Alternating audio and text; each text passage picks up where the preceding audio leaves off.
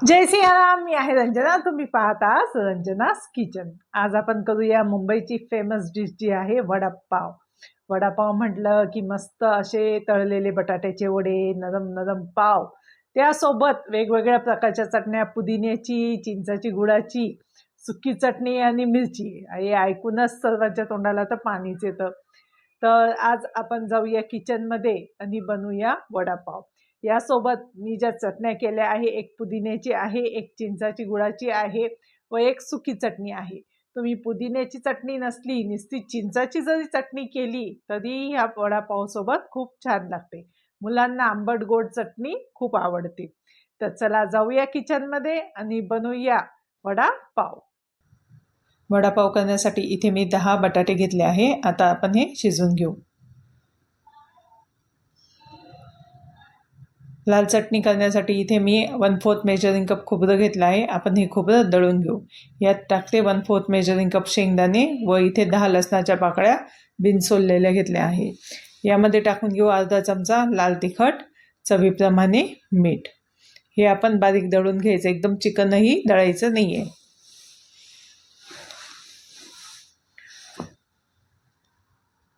इथे आपली चटणी तयार आहे. आता आपण बघूया बटाटा शिजला आहे का.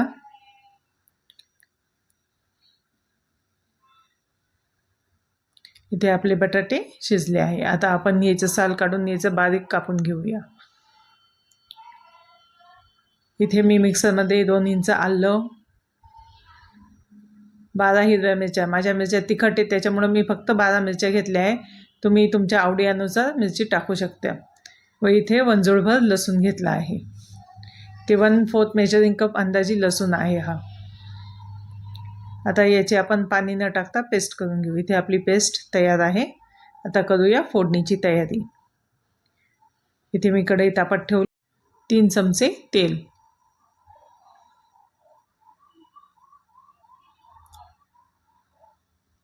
तेल तापलं की यामध्ये टाकून घेऊ 1 चमचा मोहरी,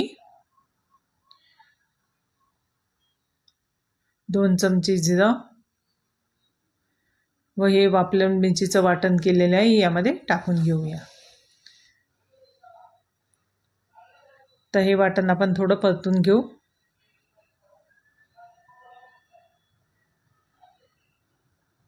यामध्ये टाकून घेऊया हळद. इथे मी 1.5 चमचा हळद टाकली आहे. कढीपत्ता,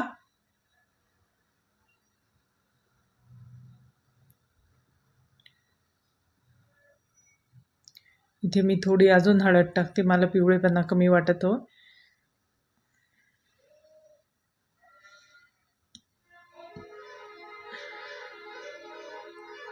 तर हा मसाला परतला आहे. आपण टाकून घेऊया हे बारीक केलेले बटाटे.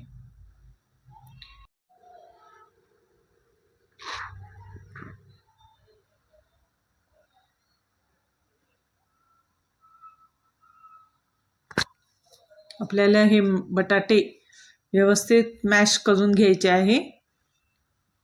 सगळा बटाटा आपल्याला या भाजीमध्ये बिलकुल नको आहे.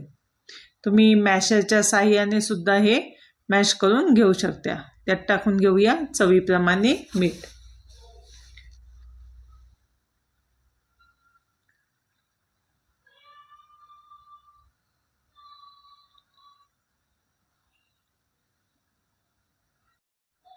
जर कोणाला बटाट्या वड्याचा किंवा वडापावचा बिझनेस करायचा असेल आणि त्यांनी या पद्धतीने चटण्या भाजी केली तर लोकांना खूप आवडेल. या पद्धतीने तुम्ही नक्की करून पहा. करायला खूप सोपं आहे व झटपट होतं. आता इथे आपले बटाटे आपण व्यवस्थित मॅश करून परतून घेऊ. परतून झाले की आपण एका प्लेटमध्ये हे काढून थंड करत ठेवून घेऊ.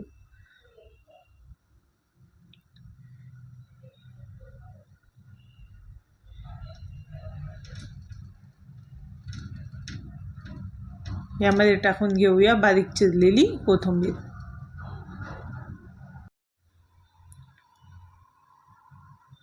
आपले बटाटे तयार आहे. इथं कोथिंबीर मिक्स झाली की आपण हे ताटलीमध्ये काढून घेऊ.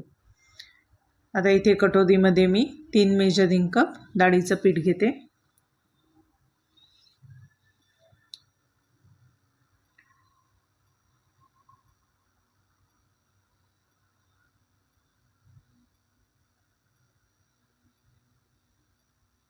यामध्ये चवीप्रमाणे मीठ व अर्धा टीस्पून सोडा टाकायचा. आपल्याला सोडा एकदम थोडा टाकायचा आहे. आता हे पाणी टाकून व्यवस्थित मिक्स करून घेऊया.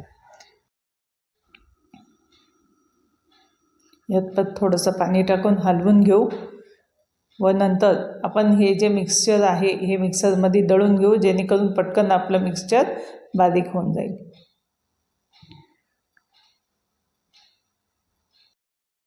कमीत कमी वेळामध्ये पटकन आपलं दळून होईल.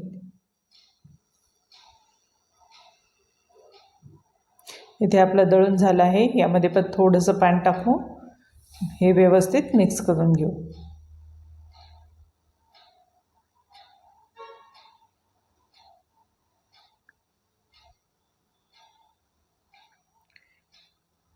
यामध्ये टाकून घेऊ आपण थोडीशी हळद. हळदीमुळे कलर खूप छान येतो.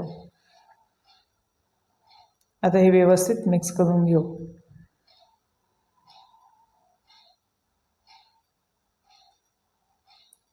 इथे आपलं मिश्रण तयार आहे. आता इथे बटाट्याची भाजी थंड झाली आहे. आता आपण याचे गोळे चपटे करायचे आहे, कारण का आपल्याला पाववड्यामध्ये हे गोळे ठेवायचे आहे. त्यामुळे आपल्याला गोल गोळे करायचे नाही आहे. आपल्याला हे गोळे सर्व चपटे करून घ्यायचे आहे. इथे मी बाजूला कढईमध्ये तेलही तापत ठेवलं आहे.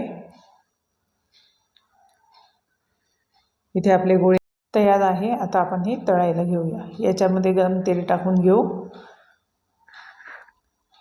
आता हे व्यवस्थित मिक्स करून घेऊ.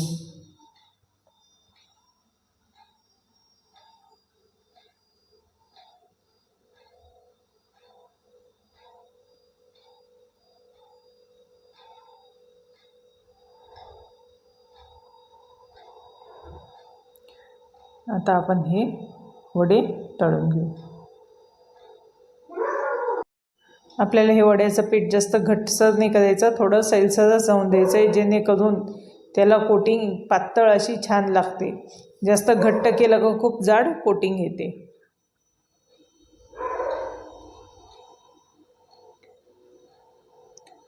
आता आपण वड्यांना पलटी मारून घेऊया.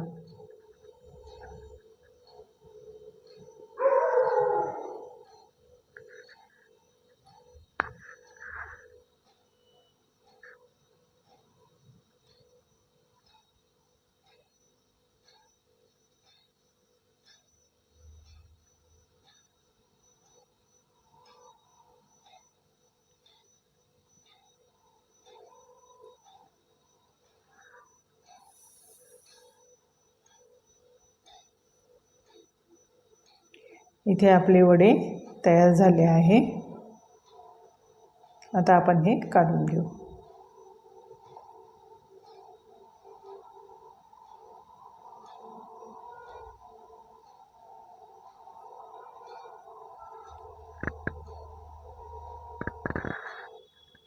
आता इथे मी पाव कट करून घेतले आहे. त्यावर लावून घेते हिरवी चटणी.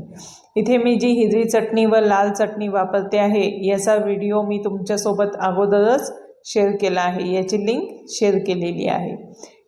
पावाला एका बाजूला पुदिन्याची व एका बाजूला चिंचेची व गुळाची चटणी आपण लावून घेऊ.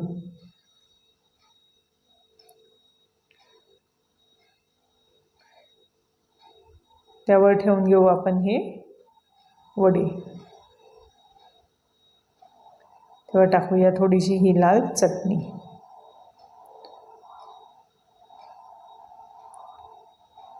इथे आपला वडापाव तयार झाला आहे. मिरचीशिवाय तर याला मजाच नाही. आता इथे घेऊया आपण मिरची. तुम्हाला माझा हा व्हिडिओ आवडला असेल तर याला लाईक, शेअर व सबस्क्राईब करा व बेल आयकॉनचे बटन दाबा, जेणेकरून माझे नवीन व्हिडिओ तुमच्यापर्यंत पोहोचतील. धन्यवाद.